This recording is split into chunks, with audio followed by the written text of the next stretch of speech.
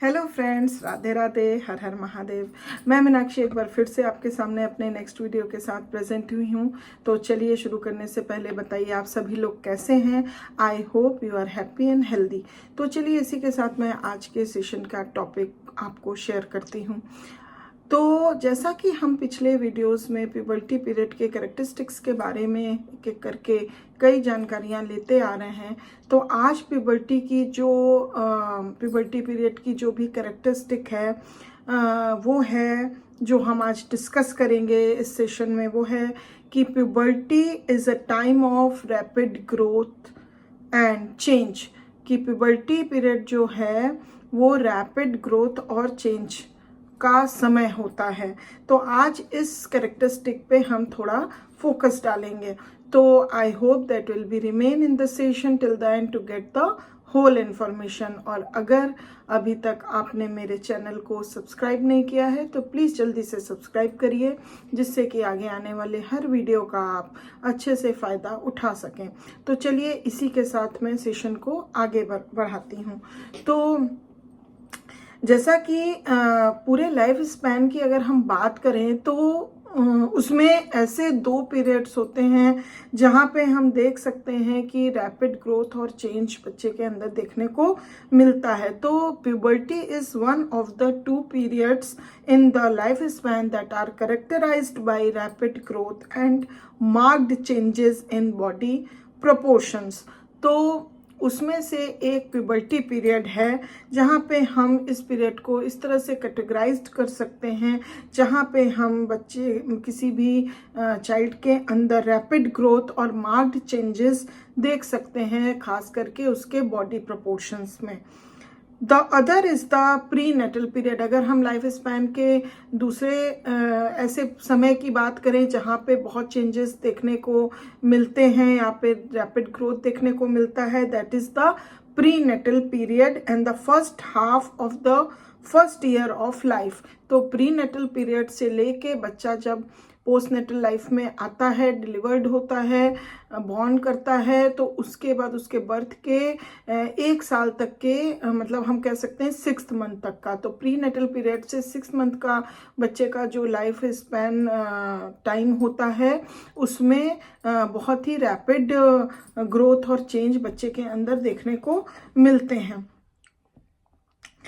तो जो first half मतलब पहले साल का जो आधा ईयर होता है, हम कह सकते हैं बच्चे के बर्थ के 6 महीने तक में, 6 मंथ्स तक में, तो जो ये है उसको हम रिफ़र कर सकते हैं बाय बेबी ग्रोथ स्पर्ट। यहाँ पे बच्चे का जो ग्रोथ स्पर्ट हमको देखने को मिलता है उसमें काफ़ी हमको मार्क चेंजेस नज़र आते हैं। The rapid growth and development that occurs during puberty are generally referred to as adolescent growth spurt.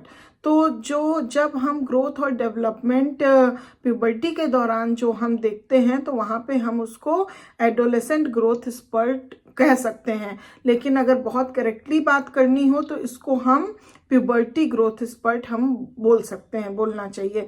क्योंकि बिकॉज इट प्रीसीड स्लाइटली और occur simultaneously with the other changes of puberty। क्योंकि ये slightly precede करता है और simultaneously दूसरे changes के साथ भी ये हम इसके अंदर जो है ग्रोथ देख सकते हैं, जो चेंजेस हम प्यूबर्टी पीरियड में देखते हैं। This growth spurt last for a year और 2 before children become sexually mature and continues for 6 months to a year afterward। तो ये जो ग्रोथ स्पर्ट है ये 1 से 2 साल तक में हम देखते हैं, जब तक कि बच्चे सेक्सुअली मैच्योर नहीं हो जाते हैं। तो उसके 1-2 साल पहले तक में हम देखते हैं कि ये ग्रोथ स्पर्ट काफ़ी हमको देखने को मिलती है और वो कंटिन्यू रहती है लगभग जब बच्चे सेक्सुअली मैच्योर हो जाते हैं उसके लगभग 6 मंथ्स तक हम वो ग्रोथ स्पर्ट बच्चे के अंदर देख सकते हैं। दस the entire period of rapid growth last for about 3 years। तो इस तरह से हम ये इंटायर प्यूबर्टी पीरियड का जो रैपिड ग्रोथ है उसको हम लगभग कह सकते हैं कि ये 3 years का होता है। The rapid changes that takes place during puberty lead to confusion, to feelings of inadequacy and insecurity and in many cases to unfavorable behavior। तो यहाँ पे क्या होता है, इस रैपिड चेंजेस जो इस प्यूबर्टी पीरियड के दौरान बच्चों को अंदर देखने को मिलता है, तो उसमें कभी कभी बच्चे क्या है, it leads to confusion in the child.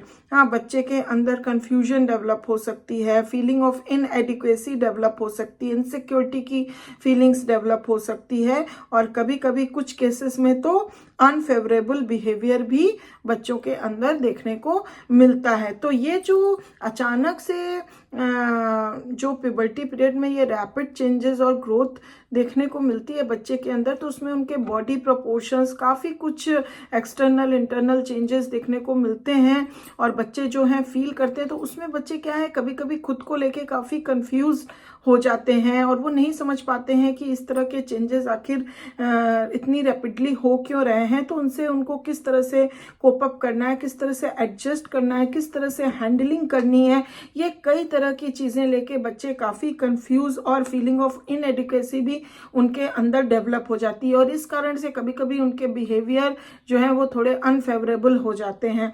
तो इस जानकारी से हमको बच्चों को जानने का ज़्यादा मौका मिल सकता है, जिस तरह से हम बच्चों के उस चेंजेस में उसका सपोर्ट कर सकते हैं, उनको मोटिवेट कर सकते हैं, उनको इंकरेज कर सकते हैं, उनको मतलब अच्छा नॉलेज दे सकते हैं कि किस तरह से वो अपने इस चेंजेस और रैपिड ग्रोथ को हैंडल करें, और उससे आए हुए जो चेंजेस है उससे कैसे कोप अप करें, और कैसे उसके साथ वो एडजस्टमेंट बनाएं, और उनको इस तरह की फीलिंग्स से जो उनके अंदर नेगेटिव फीलिंग्स आ रही है, किसी प्रकार की इनएडिक्वेसी की भावना आ रही है, तो उसको हम किस तरह से दूर कर सकते हैं। तो I hope that will B get good information with this video. If you like it, please give a like, and if you have any comment, any query, any question regarding any of your information, please give it to the comment. I'll very pleased to give the answers for all your comments and questions, queries. So be contacted with me, and I'll be back soon